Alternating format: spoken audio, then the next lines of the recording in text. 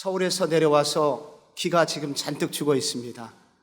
정말 목포 사랑의 교회 제가 소문으로만 이렇게 근처만 지나가서 오늘 본 집회를 처음 참석하는 오늘 제가 서울에서도 볼 수 없었던 이 놀라운 광경을 보면서 큰 감동을 받습니다.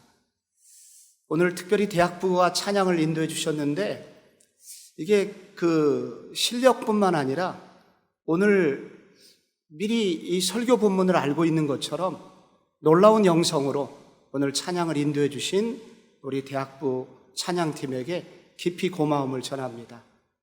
제가 앉아서 눈물이 다 납니다. 제가 섬기던 교회 예전에 부목사로 있었을 때 한국교회에서 한 분 부흥회를 모시면 그냥 한 번 혹은 두 번, 많으면 세 번 이렇게 모시는데 15번 연속 부흥회를 오신 분이 있습니다. 그만큼 말씀이 깊고 그리고 정말 모시면 모실수록 더 깊이가 있는 그런 목사님을 제가 그때 만나게 되었습니다. 그분이 누굴까요? 백동조 목사님이십니다. 그 이후에 목사님 통해서 제가 어려운 시간들도 말씀으로 많이 회복이 되고 그리고 주의 종으로서 어떻게 길을 가야 되는지 아름다운 그 모델이 되어주셨던 그 목사님 섬기는 교회에 초청을 받다 보니 제가 먼저 가슴이 벌렁벌렁하고 다리가 후들거립니다. 여러분 저를 위해서도 좀 많이 기도해 주시길 바랍니다. 이렇게 떨리는 마음으로 이렇게 설교를 하는 저를 불쌍히 여기사 무조건 은혜 받아 주시기 바랍니다. 할렐루야. 오늘 우리가 읽은 본문은 다 알고 있는 얘기죠. 이 본문, 우리 목포 사랑의 교인이라면 이 본문을 왜 모르겠습니까? 저도 이 본문을 많이 알고 있었고 그리고 이 본문 때문에 많은 은혜를 받았던 적이 있었습니다.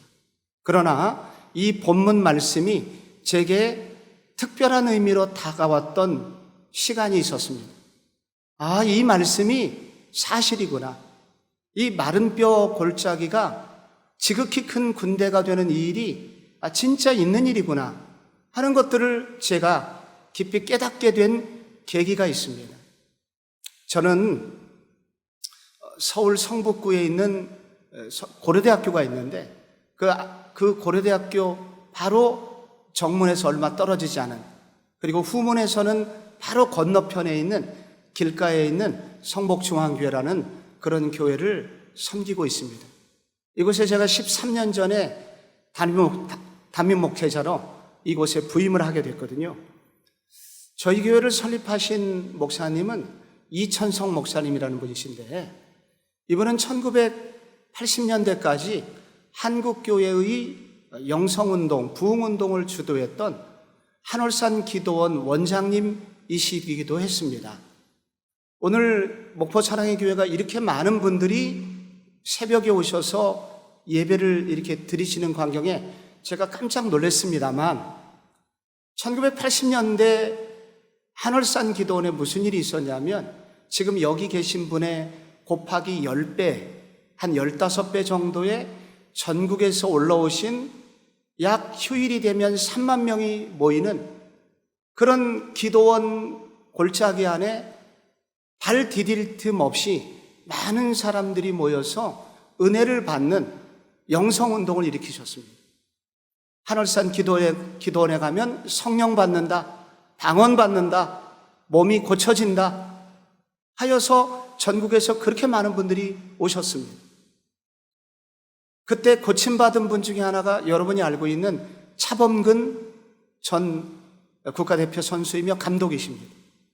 그분이 무릎이 고장이 나서 국가대표 생명이 끝나갈 즈음에 바로 그때 오셔서 기도를 받으셨고 그리고 고침받아서 독일 분데스리가로 진출할 수 있으셨다고 합니다.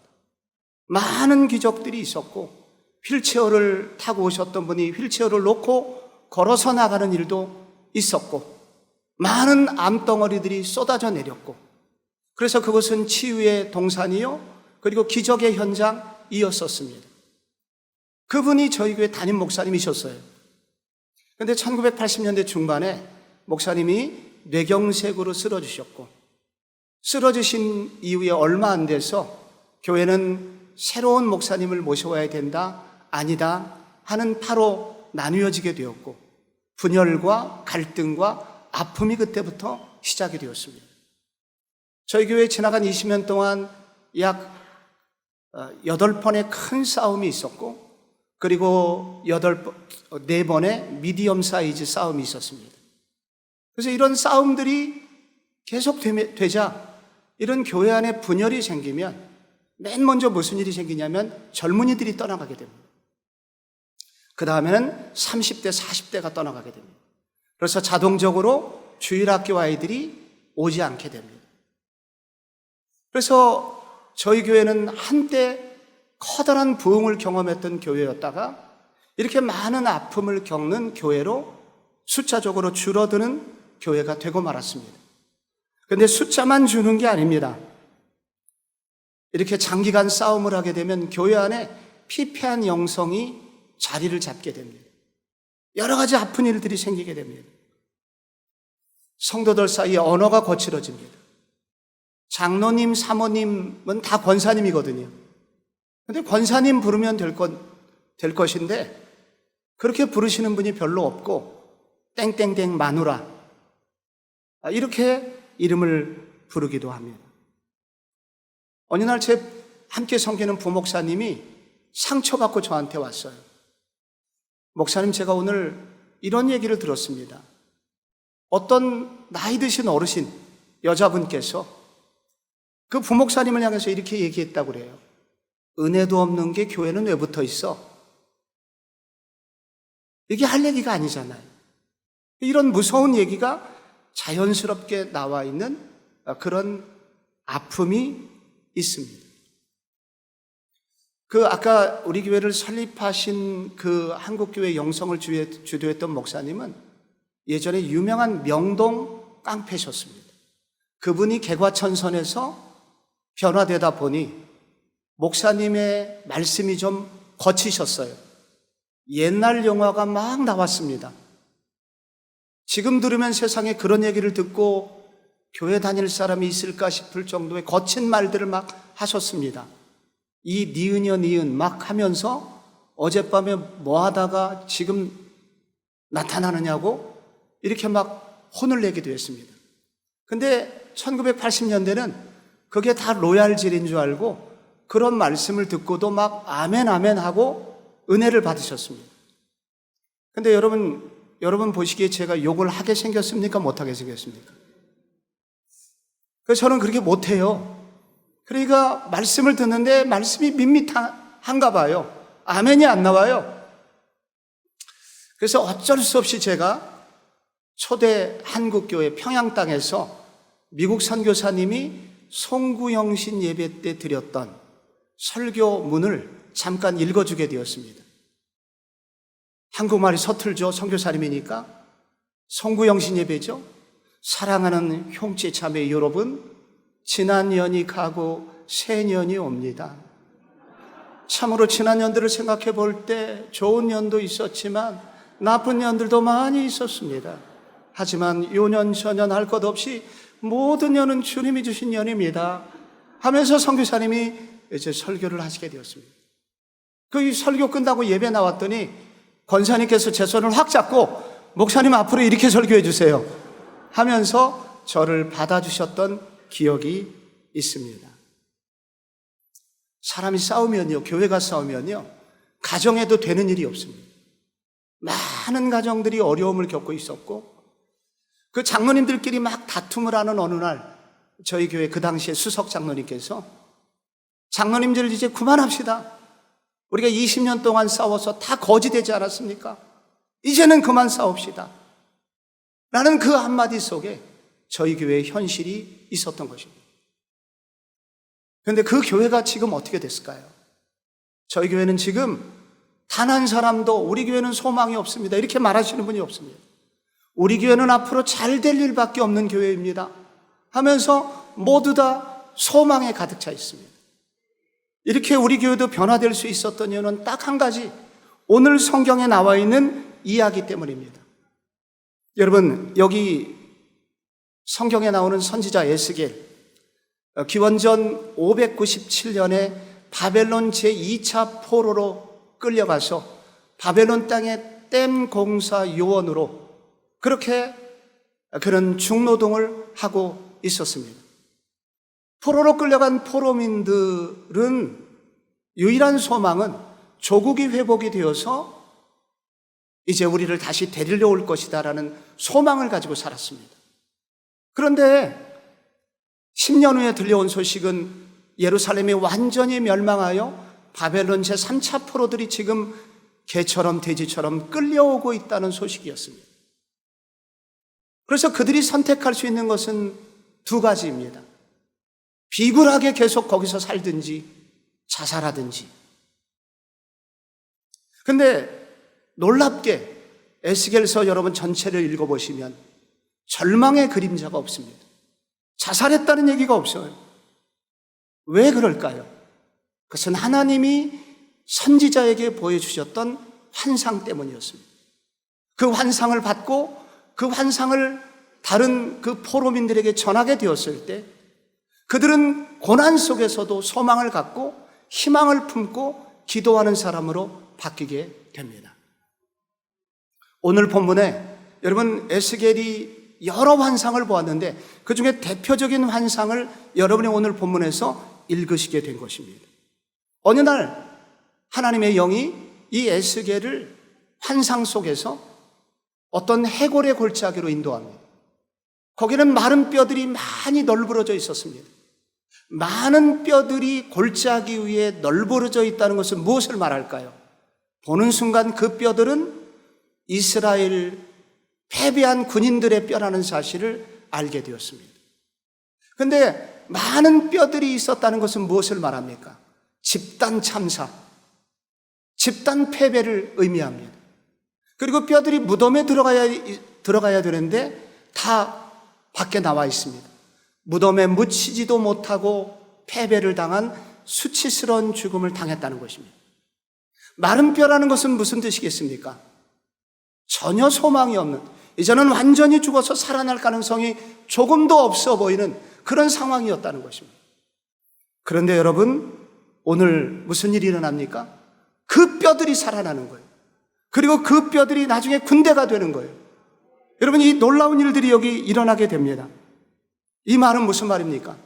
이 전혀 마른 뼈 같은 절망의 골짜기이지만 하나님께서 함께 하실 때 그것은 군대가 되고, 그리고 에스겔의 가슴을 가슴 뛰게 해서, 그리고 포로민들에게 희망을 주었던 것처럼 그 골짜기는 마른 뼈 골짜기지만 부흥의 진원지가 될 수 있다는 것입니다. 오늘 개인적으로 코로나를 만나서 서울에서도 많이 어려운 분들이 있습니다. 목포도 어려운 분들 계시죠? 개인적으로 고난을 당하고 계신 분들 계시죠? 내 삶이 마른 뼈예요. 내 삶이 요즘 해골 골짜기예요. 라고 그렇게 느끼시는 분 계실 겁니다. 자녀 문제로 그런 고난을 겪고 계신 분도 계시고, 경제 문제로, 건강 문제로 그런 고통을 겪고 계신 분도 계실 것입니다. 그런데 오늘 말씀대로 어떤 분들도 오늘 이 말씀처럼 여러분 개인이 마른 뼈 같은 골짜기 같은 삶을 지난다 하더라도 이렇게 부흥의 진원지로 모두 쓰임받는 여러분이 되시기를 바랍니다. 목포 사랑의 교회는 워낙 좋은 교회지만은 지금보다 더 영적으로 충만하고 더 하나님의 능력을 부여받아 전국 교회를 섬기는 부흥의 진원지로 더 쓰임받기를 축복합니다. 여러분, 어떻게 하면 이런 일이 가능할까요? 오늘 성경에 보니까 한 사람이 말씀이 붙들리면 가능합니다. 말씀에 붙들리는 한 사람이 있으면 이런 일이 가능하다는 거예요. 여러분, 선지자 에스겔이 이런 말씀을 받았을 때 어떤 느낌이었을까요? 이 하나님께서 에스겔에게 3절에 보면 이런 말씀이 있습니다. 이 뼈들이 능히 살겠느냐? 내가 대답하되 주 여호와여 주께서 하시나이다.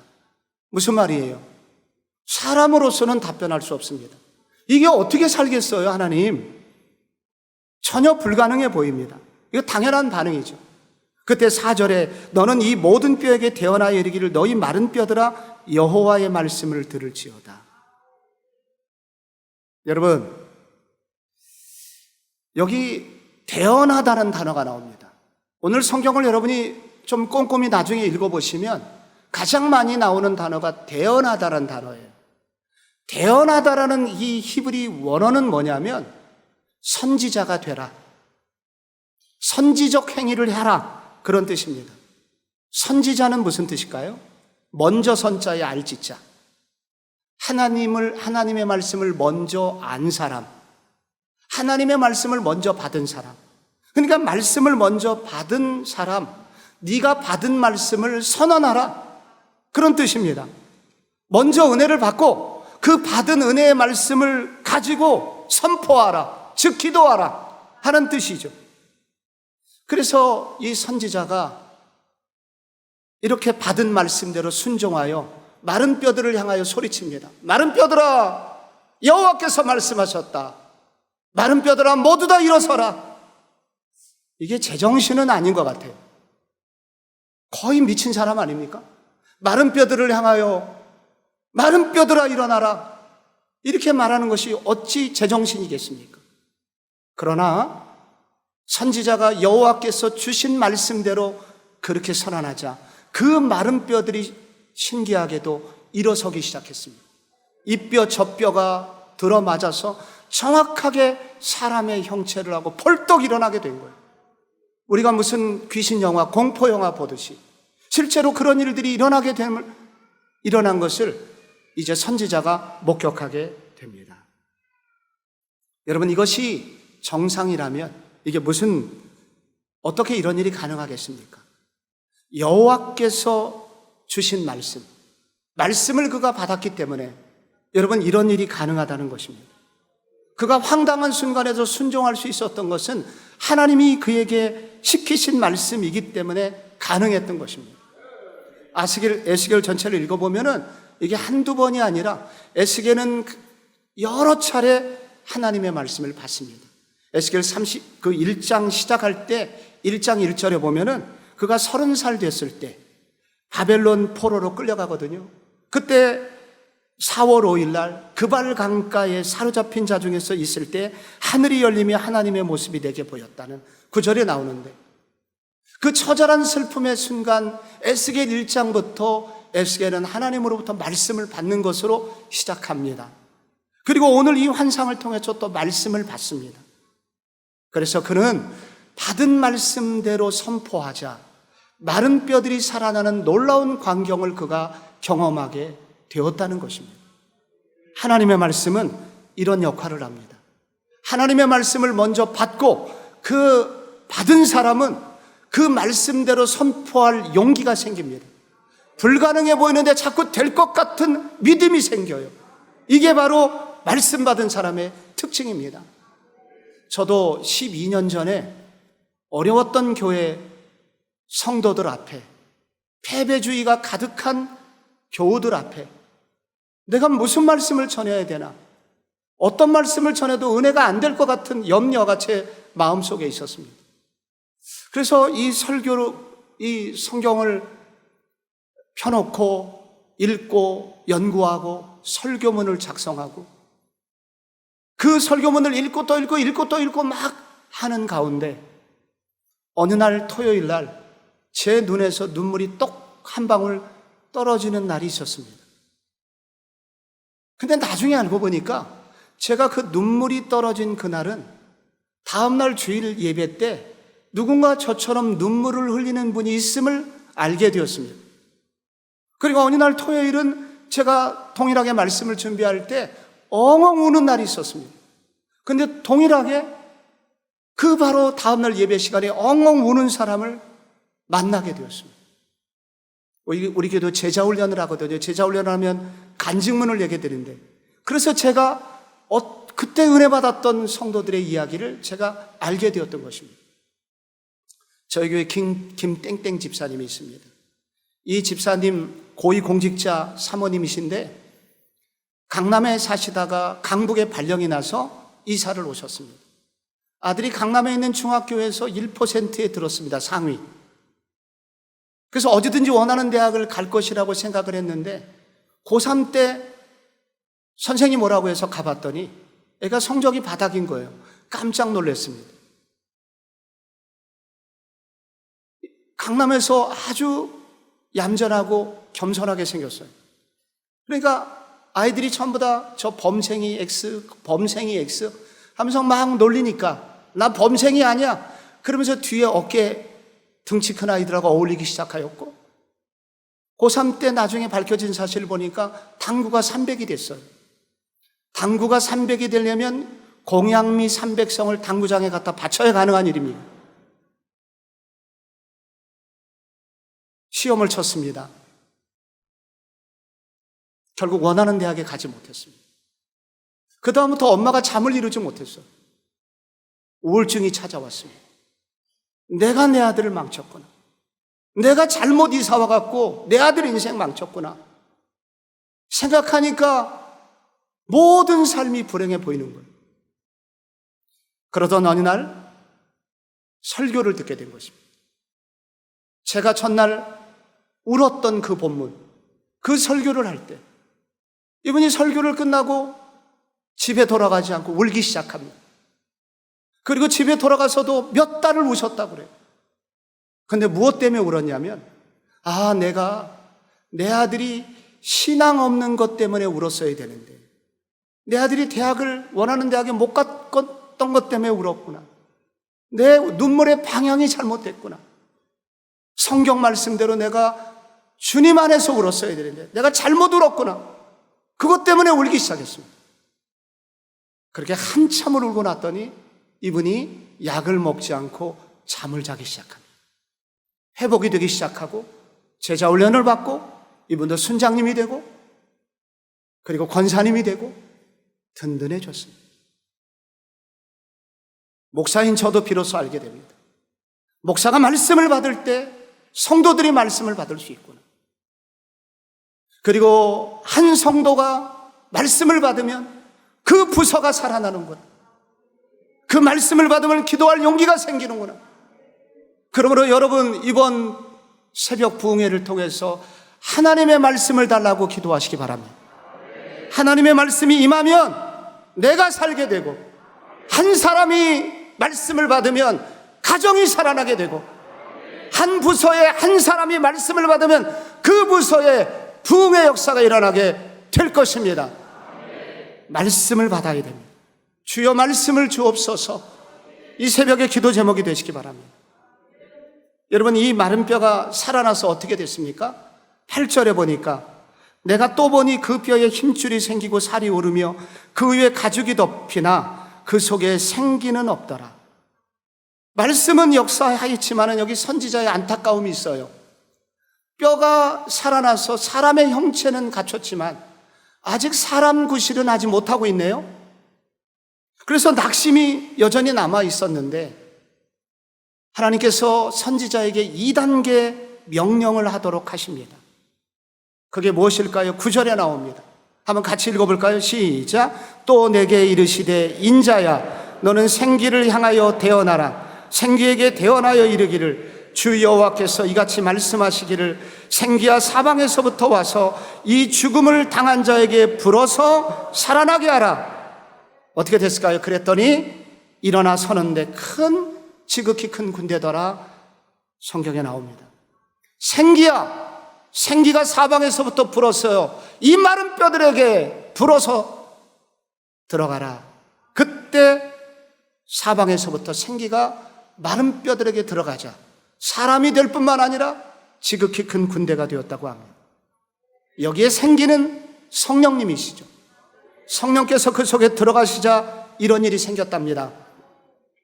그런데 여기서 중요한 단어 불어서라는 단어예요. 이 히브리어 나파흐라는 단어인데 이 단어는 창세기 2장 7절에 나옵니다. 흙으로 사람을 지으시고 생기를 그 코에 불어넣으시니 사람이 생명이 된지라 할 때 하나님께서 이 흙으로 사람을 지으시고 이렇게 형체를 갖춘 그것을 향하여 하나님의 호흡을 훅 불어넣자 바로 이 흙덩어리의 몸이 사람이 되었답니다. 여기서 이 불었다는 단어가 나오죠. 그래서 여기 불었다는 단어는 겉으로 살을 스치고 지나가는 바람이 아니라 내면 깊숙이 들어오는 바람을 말합니다. 즉 내면으로 들어와서 속을 완전히 새롭게 하는 바람, 바로 성령께서 그 사람의 속에 들어가서 역사하시기 시작할 때, 그때 이 형체만 갖췄던 형체는 완전한 사람이 되었다라고 말을 하고 있는 것입니다. 이 성경 구절은 교회 안에 두 종류의 사람이 있음을 말하고 있는 것입니다. 이 두 종류의 사람을 디모데후서 3장이 이렇게 정리를 했습니다. 교회 안에는 두 종류의 사람이 있는데 경건의 모양만 있는 사람과 경건의 능력이 있는 사람이 있다. 경건의 모양은 있으나 경건의 능력은 부인하는 자니 라는 이 구절 그대로 마른 뼈 모습 그대로 신앙생활하는, 경건의 모양만 갖췄지 능력이 없는 사람이 있고, 또한 모르는 그 사람이 마른 뼈가 아니라 완전한 군대처럼 완전한 하나님의 사람으로 쓰임받는 경건의 능력이 있는 사람이 있음을 말해주고 있는 것입니다. 그래서 이 마른 뼈와 같은 형체는 있지만 온전한 사람 구실을 하지 못하는 사람들에게 하나님이 주신 선물이 있는데 그것이 바로 성령님이시라는 겁니다. 성령님이 불어서 내면에 성령의 바람이 불게 되면 그 사람이 완전히 변화되어 경건의 모양을 갖춘 사람을 뛰어넘어 이제는 경건의 능력이 있는 사람으로 변화되게 됨을 이 성경은 말하고 있는 것입니다. 저희 교회도 이 성령하면 둘째 가라는 사람들이 많이 있었지 않겠습니까? 2시간, 3시간씩 기도하는 사람, 기도 많이 하는 사람이 있었지 않겠습니까? 그런데도 문제가 생기니까 싸움은 끊이지 않았습니다. 그래서 진짜 성령을 하나님이 주셨는데, 우리 모두에게 예수 믿을 때 성령을 우리 모두에게 주셨는데, 그래서 오늘 우리가 성령의 충만함을 위해서 구해야 되는데, 여기서 중요한 것은 성령을 구하는 목적이 바라야 된다는 거예요. 성령님을 어떻게 구하느냐? 성령이 오셔서 무슨 일이 되기를 원하느냐를 구하는 것이 중요함을 말해주고 있는 것입니다. 이 성경 구절은 성령님이 오셔서 하시는 일이 있으니 그것은 무엇인가? 우리의 내면을 변화시키는 분이 성령님이시니 성령님 오셔서 제 속을 변화시켜 주옵소서. 사랑 없는 제게 사랑을 주시고, 이해력이 부족한 제게 이해력을 주시고, 섬김이 부족한 제게 섬김의 은혜를 제게 허락하여 주옵소서 라고 기도하게 될 때 성령님은 춤을 추면서 성도들을 변화시키기 시작하며 그 성도들을 경건의 능력 있는 사람으로 바꿔주심을 설명하고 있는 것입니다. 그래서 저도 이 말씀 앞에서 기도를 바꿨습니다.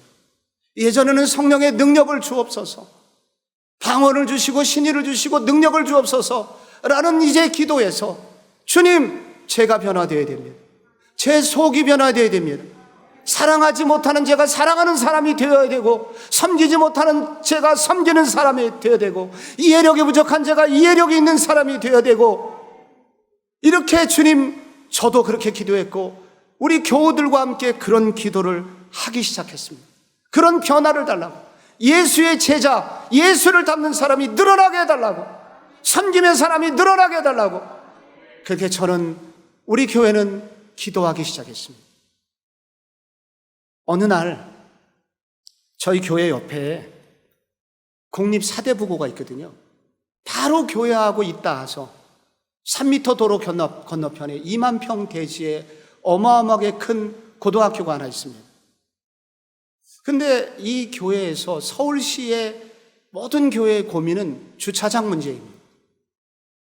근데 이렇게 큰 학교가 있는데 주차장을 빌려주지 않는 거예요. 이유가 있었습니다. 그 십수년 전에, 제가 오기 전에 십수년 전에 저희 교회에 대형 버스가 있었는데 사대부고 럭비부에서 버스를 빌려달라고 해서 버스를 빌려줬는데, 당시 기사 운전하시는 집사님께서 그 비가 많이 내리는 날이었어요. 그래서 아이들이 그냥 고등학교 학생들이니까 대충 탈 거 아닙니까? 그랬더니 그 운전하시는 집사님께서 한국말을 했어야 되는데 입에서 막 방언을 했나 봐요.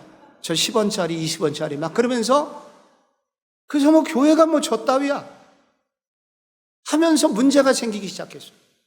그리고 결정적으로 비가 많이 내리는 어느 날 사대부고 정문 옆에 기물이 있었는데 저희 교회 어떤 분께서 후진하시다가 그 건물을, 그 물건을 들이받아서 깨뜨리시고 그럼 내려서 처리를 하고 가셔야 되는데 아무도 보지 않는다고 생각하고 톡 끼셨습니다. 그 이후에 저희 교회하고 사대부고와는 마음이 멀어진 사이가 되었습니다. 그러던 어느 날 제가 이 기도와 연관돼서 눈이 아주 많이 내리던 어느 해 겨울이었습니다. 너무나 눈이 많이 와가지고 서울에 그 눈의 골목에 치울 길이 없어갖고 골목마다 어깨 높이처럼 눈을 쌓아놓았던 시간이 있었습니다. 가장 추웠던 겨울 영하 20도에 저희 교회 장로님과 안수 집사님께서 개인 돈을 들여서 불도저를 빌려가지고 사대부고 2만 평 운동장에 눈을 치워줬습니다. 안에서 교장 선생님이 저 눈을 치우는 사람들은 누구냐? 그래서 알아보니 바로 옆에 교회 장로님이라고 합니다. 그래서 그 교장 선생님께서 며칠 후에 저에게 전화를 주셨어요. 만나자고. 목사님, 주차장 같은 거 안 필요하십니까? 제가 너무 당황해서 입에서 막 방언이 나오더라고요. 하무요. 제가 왜 안 필요하겠습니까? 당연히 필요하죠.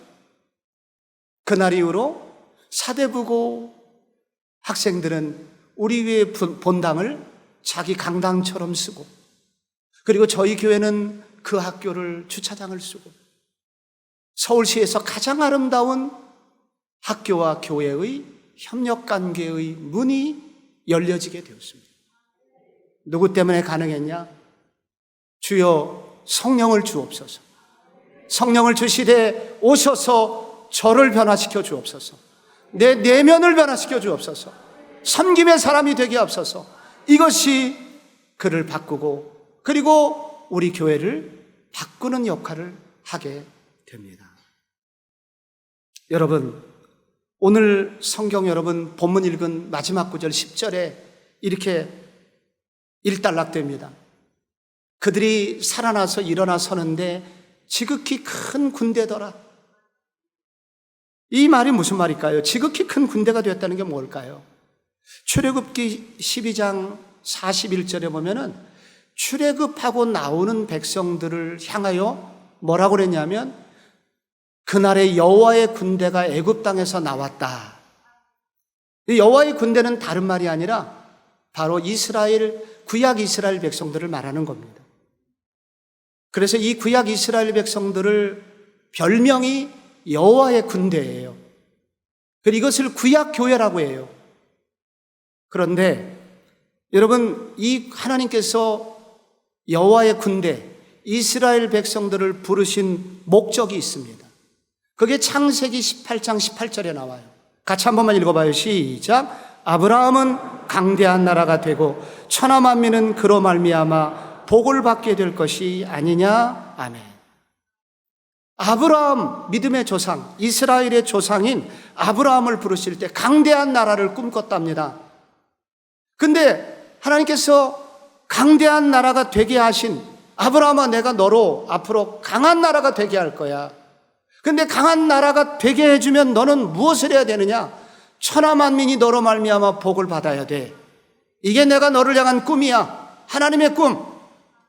그래서 아브라함 후손이 강한 나라가 돼서 이 강한 나라가 되어서 열국을 하나님이 살아계시구나, 하나님이 저렇게 좋은 분이구나 하는 것을 알리는 축복의 통로가 되도록 하나님은 아브라함을 부르시고 구약 이스라엘을 향하여 그런 꿈을 꾸셨답니다.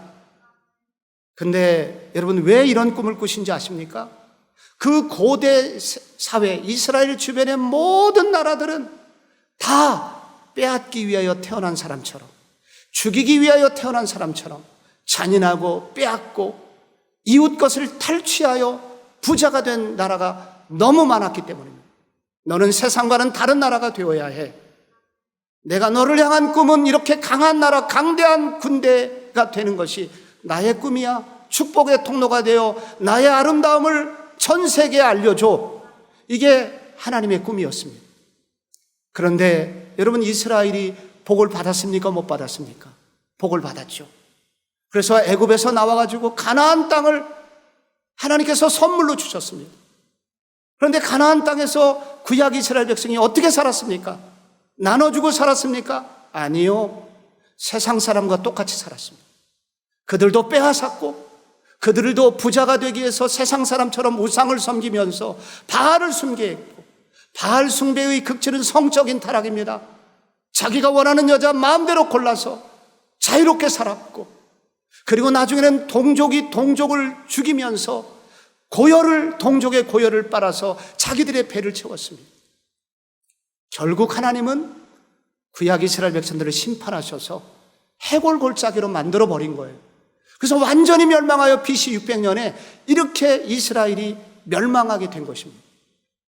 그런데 패배한 그 마른 뼈와 같은 그 골짜기에 선지자를 다시 세우고 지극히 큰 군대가 되리라 말씀하십니다.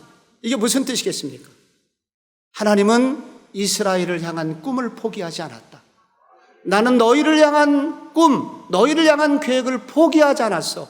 비록 너희가 마른 뼈처럼 됐지만 나는 너희들을 다시 일으킬 것이고 너희들을 통하여 내가 다시 한번 꿈을 반드시 이룰 거야 라고 선지자에게 예언을 하고 있는 것입니다. 여러분, 이 꿈이, 이 예언이 이루어졌을까요? 못 이루어졌을까요? 이루어집니다. 그로부터 600년 후에 이 마른 뼈 환상이, 이 예언이 이루어집니다. 그때 600년 후에 AD 1세기 이스라엘은 로마의 압제하에 있었습니다. 에돔 출신의 왕 헤롯이라는 악한 왕이 유대인들의 피를 빨고, 그리고 여러분 베들레헴에서 2살 이하의 많은 아이들을 그렇게 이유도 없이 죽였던 잔인한 왕이 통치하던 시대였습니다. 당시의 종교 지도자들은 그 동족을, 종교의 눈이 어두운 그들을 이용해서 그리고 그들을 착취하였습니다.